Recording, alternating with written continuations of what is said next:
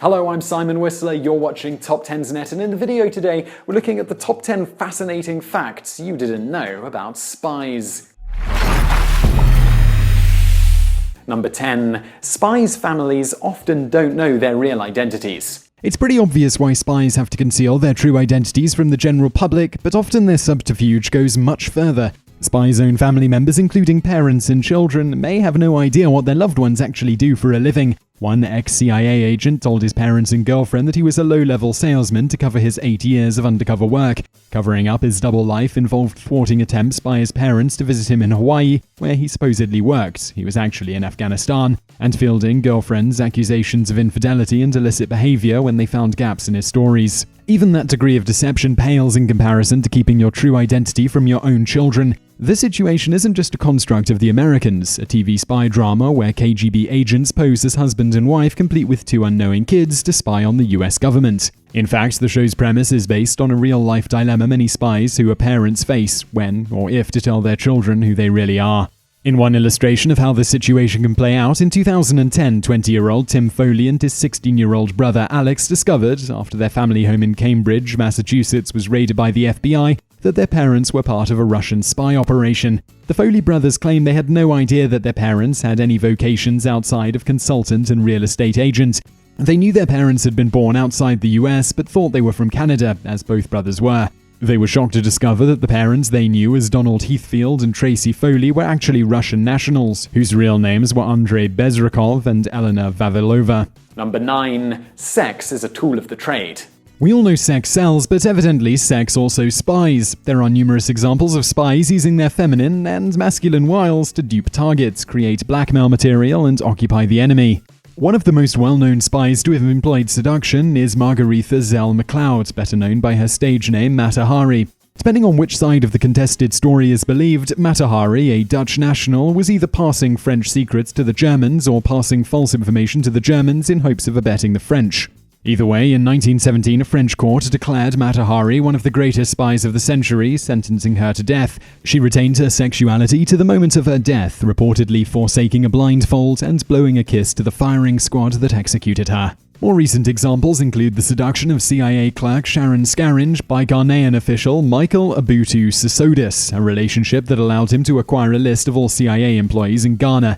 The information acquired through this honey trap is believed to have resulted in the death of at least one CIA informant in Ghana. While there are no facts and figures about the commonality of the use of sex in espionage, government spies in Russia, China, and the United States are reported to have employed hanky-panky in the service of their nations. Number 8. Not all spies are adults. Clearly, not all spies are going to fit into the James Bond mold. It's critical for a spy to blend into his or her environment seamlessly. A suave, handsome man in expensive suits and cars would surely stand out far too much to take on, say, the role of a clerk in a foreign tax office. But in some settings, any adult would stand out, and at least on occasion, governments and insurgent groups around the world have relied on child spies to get the information that adults cannot reach. Generally, when using children as spies, the situation is pretty bleak. Recruiting and using children under 15 to support armed forces or groups in any capacity is against international law. Children from 15 to 18 years old are only allowed to serve voluntarily.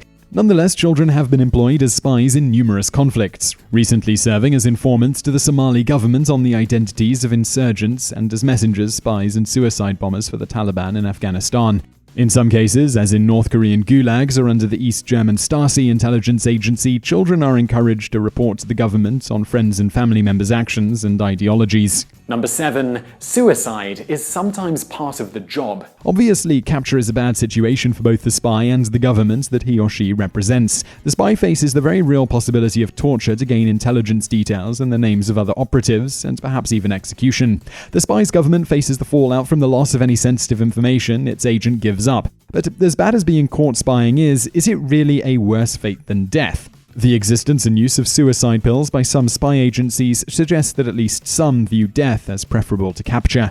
In 1987, after planting bombs on a South Korean passenger plane, an attack that took the lives of all 115 people on board, the 2 North Korean agents behind the act of terror were taken for questioning in Bahrain. Following the instructions of their regime, the pair promptly bit into their cyanide capsules hidden in their cigarettes. Kim Hong-hee, one of the agents, described her decision, saying, "I knew when an operation failed, an agent had to kill themselves, so I bit down on the cyanide ampule."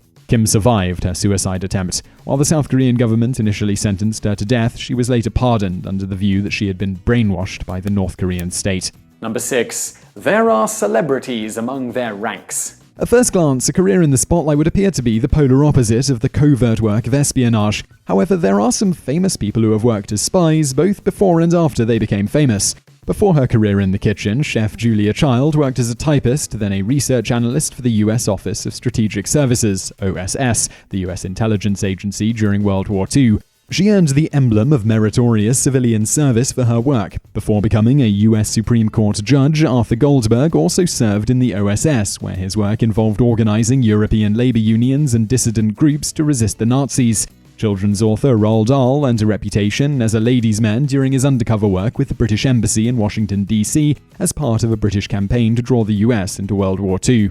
While, for obvious reasons, there are more spies who later became famous than celebrities who later became spies, there are still several famous people who also worked as secret agents. Jazz-age performer Josephine Baker used her travel schedule and position as a star to support the French resistance during World War II. She reported on the identities of French Nazi supporters, conversations she overheard from German officers in her audiences, and even smuggled secret documents written in invisible ink on her music sheets. US baseball catcher Mo Berg was known for being one of the smartest men to ever play the game. A Princeton graduate, Berg spoke 8 languages and had passed the bar before turning to baseball and joining the Washington Senators. Berg's intelligence career began when he traveled to Japan as part of an all-star baseball exhibition tour. During his tour, he took home movies of Tokyo's skyline and shipyards, which were reportedly used to help plan US bombing raids during World War II. After leaving baseball, Berg joined the OSS, where his work included parachuting into Yugoslavia to evaluate resistance groups and evaluate Nazi progress towards a nuclear weapon.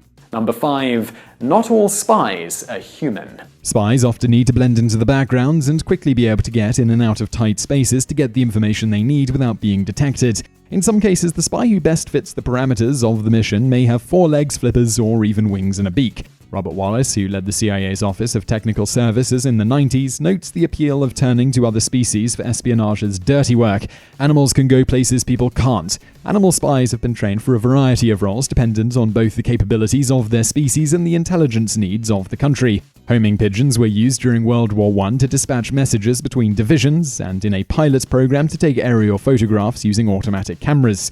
The US Navy, through the ongoing Navy Marine Mammal Program (NMMP), has trained dolphins to detect and report underwater mines. An outfit called Animal Behavior Enterprises (ABE) worked with the CIA and Army during the Cold War, employing animals including ravens and cats to retrieve documents and serve as living listening devices. While ABE has ended its intelligence work and one of its former employees suggests that technology has rendered many applications of animal spies superfluous, the same employee continues to work training dogs to perform tasks for European security agencies. Their ranks may be diminished, as the NMMP shows, but there still continue to be some intelligence roles that are best filled by non-human agents. Number 4. Spy agencies can employ very aggressive hiring practices. It doesn't come as a surprise that authoritarian regimes can have very heavy-handed methods of pursuing their citizens to become spies. One former North Korean agent says she was simply plucked from her school as a teenager to become a spy. One day, a black sedan showed up at my school. They were from the Central Party and told me I'd been chosen. I was just told to pack.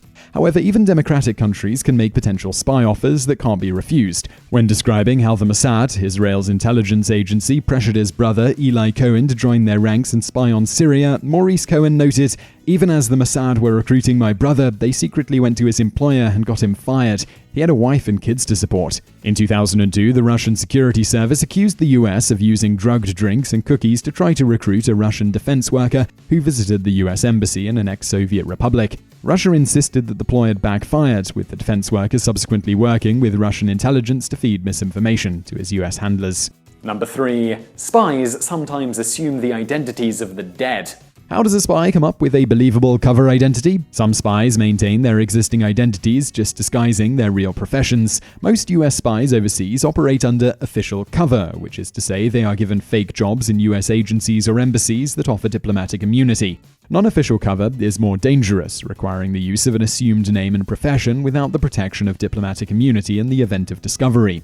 In cases where spies need to assume a realistic identity, assuming the identity of someone else, usually someone who died as a child, can be a useful shortcut to create a backstory and official documentation to support the cover identity.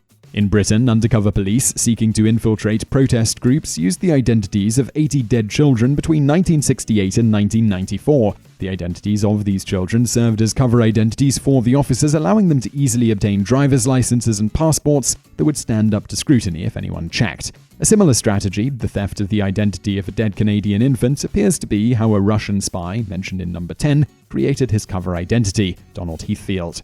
The practice is reportedly on the decline due to the digitization of death records. Number 2. Spies may kill their own to protect their cover. You'd think that spies working on the same side would try to help each other out, or at least not hurt each other. Usually that's what happens, but sometimes things go awry, and the life of one agent is deemed to be less important to the mission than the cover of another. When British intelligence was attempting to infiltrate the IRA, their agent, Freddie Scappattizzi, pictured here, managed to work his way up to head the IRA's internal security force. In that role, he was responsible for the death of a number of people. British press reports say as many as 40, and a former British handler says well into the tens. Among those deaths were at least a few fellow British agents. The blood on his hands helped bolster Scappattizzi's credibility within the IRA, since it was believed that no one who had killed for the cause could be a British agent.